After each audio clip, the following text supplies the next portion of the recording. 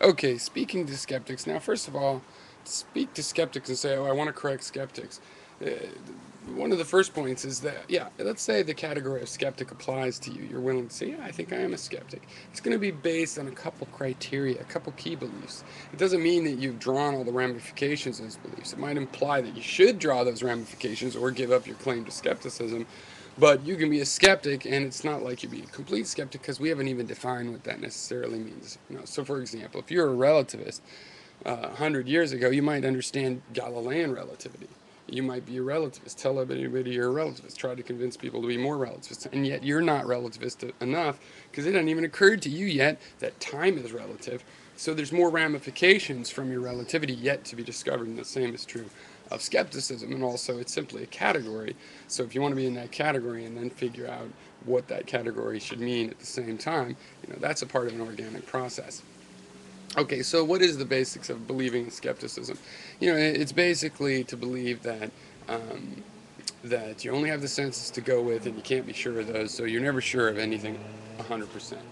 And what all that means, how all the epistemological terms redefine. Well, that's something I'm trying to work on, and other people are, and we have still to find out all of those ramifications. So now, one of the things that I think skeptics can fall into that's a big problem is they can believe the nihilistic and cynical take of skepticism. Which this happens after you use skepticism to break down your dogma. You get to a nihilistic point. Nothing to believe. And then there's the danger that people think that skepticism can be used as a reason not to rebuild and something else to believe.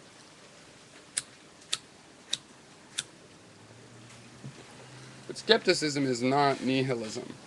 And when skeptics accept the dogmatic accusation that they're nihilists, that's a big problem.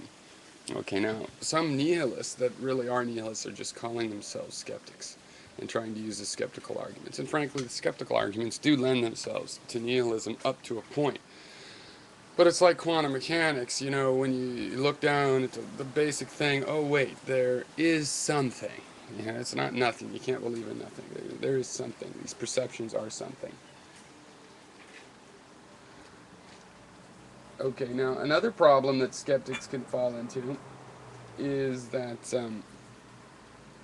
is more serious. Once you solve these things and you draw your skepticism to where you get rid of metaphysics, that's the main thing skeptics have to get rid of their metaphysics and also not to cast their skepticism as a dogma. They need to understand those subtle differences in the ways of thinking, not just what you believe, but in the way you arrive at, the way you argue it, the way you reconsider it. Okay, but I think for a skeptic that's overcome those basic problems of thinking it's nihilism, there's still the problem that skepticism makes you slow to judgment. Slow to judgment. Skepticism always provides some argument of why you should, reconsider.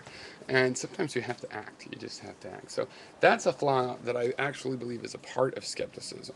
That me, as a skeptic, for example, I'm slower to act. The skeptic, yeah, frankly, there's a danger that a skeptic might give Hitler more of a chance, a Hitler, as a metaphor, more of a chance to act than somebody that's less of a skeptic and just immediately says, okay, I got to do something about this. However, the defense of skepticism in politics is that skepticism in politics is much less likely to lead to the creation of a Hitler, and so it's more of a preventative kind of thinking system when you apply it to politics. So I still think it's a good system, but I do try to balance my own skepticism sometimes with the fact, another philosophy that comes from natural philosophy, that is, life is about action, and you do have to act. And insofar as skepticism inhibits action, sometimes we need to inhibit our skepticism. But anyway, there's a little bit about skepticism.